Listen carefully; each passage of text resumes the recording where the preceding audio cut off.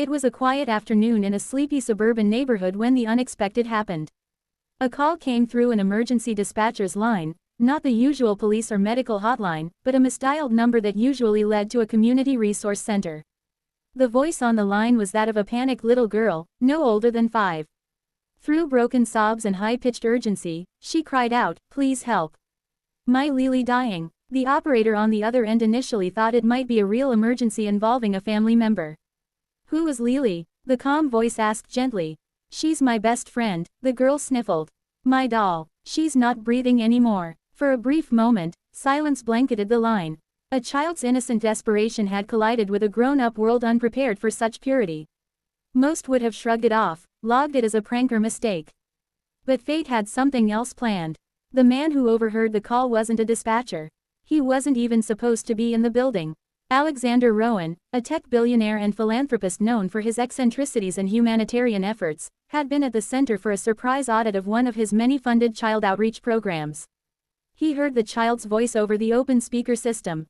Alexander had long believed that how society treats its most vulnerable defines its humanity.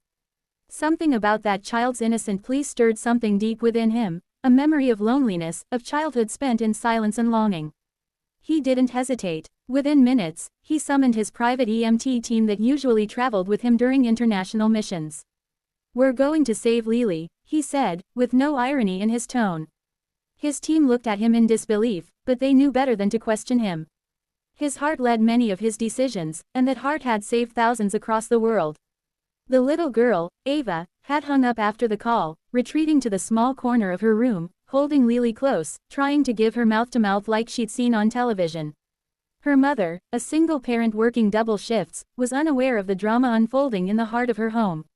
A convoy pulled into the neighborhood, 3 vehicles, an ambulance, a sleek black SUV, and a van carrying a mobile pediatric unit. Neighbors peeked through blinds, wondering what emergency could warrant such an arrival. When the doorbell rang, Ava opened the door herself, doll in hand, tear-streaked cheeks lifted toward the suited man standing in front of her. He knelt to her level, smiling gently. "Are you Ava?" he asked. She nodded, clutching Lyly tighter. "Can you save her?" "We'll try our very best," he promised, extending his hand. With the utmost care and respect, Alexander and his team treated the doll as if she were a real patient. They laid her on a child-sized stretcher, attached toy-sized oxygen tubes, and even took her into the ambulance for intensive care. Ava was invited to ride along.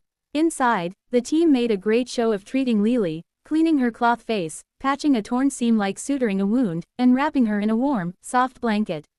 Ava watched wide-eyed, the light slowly returning to her face as she believed her best friend was being brought back to life. The moment Lyly was stable, Alexander turned to Ava and said, "She's going to be just fine. You saved her. You're very brave." Ava broke into a smile so radiant that it brought tears to the eyes of everyone watching. But the story didn't end there.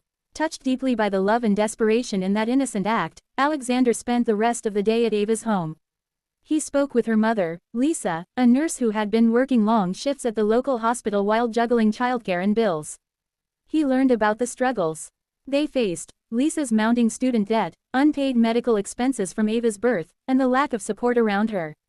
That night, Alexander quietly arranged to pay off her debts and offered her a new position in a foundation he ran for maternal health, a job with flexible hours, remote options, and full benefits. Ava was enrolled in one of the best schools in the state, and her home was soon fitted with new furnishings, toys, books, and all the little comforts a growing child could wish for. The story of Ava and Lyly quickly made its way across social media, not through press releases or PR stunts, but because a neighbor had filmed the arrival of the convoy and posted it with the caption, "A little girl called the wrong number." A billionaire answered. It went viral in hours. Thousands of people were moved to tears by the story. It wasn't about wealth or grand gestures, it was about kindness, empathy, and the simple power of believing in a child's world, no matter how small or make-believe it might seem to adults. Children live in a space between imagination and reality. To them, the pain of losing a doll, a stuffed animal, or a favorite blanket is real. When adults acknowledge that world, we validate their feelings, their fears, their dreams. Alexander Rowan didn't just fix a toy.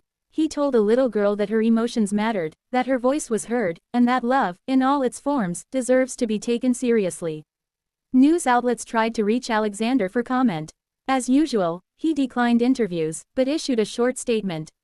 The future belongs to those who feel deeply, dream wildly, and act kindly. Ava reminded me of that. I did not save her doll, she saved me. That quote has since been etched on plaques in schools, memorial gardens, and children's hospitals funded by Alexander's Foundation. His anonymous gifts increased, often in response to letters from children who had heard about Ava and Lyly. Hospitals began incorporating child life therapists who used dolls and toys in recovery programs. Emergency response training modules even added a lesson in empathy-based engagement. As for Ava, she continued growing in the light of that magical day. She became known as the girl who saved Lyly, but more importantly, she blossomed into a confident young soul who believed in the power of love and kindness. Her story was adapted into children's books, animated shorts, and bedtime tales told across the globe. And Lyly, she still sat on Ava's bed, a tiny stitched heart on her chest where the surgery had been performed, forever a reminder that no act of love is too small, no voice too quiet, and no world too imaginary to matter. We live in a world filled with noise, stress, and cynicism. But sometimes, it takes a little girl, a worn-out doll, and a billionaire with a heart to remind us of what truly matters. It's not about the millions in the bank, the headlines, or the fame. It's about hearing a call, however small, and answering it with grace. This is why soul-stirring stories exists. To bring these moments to light. To make you believe in goodness again. To remind you that the world isn't just made of facts and logic, but also of dreams, stitched cloth hearts, and the magic we make when we choose love. If this story touched your heart, share it.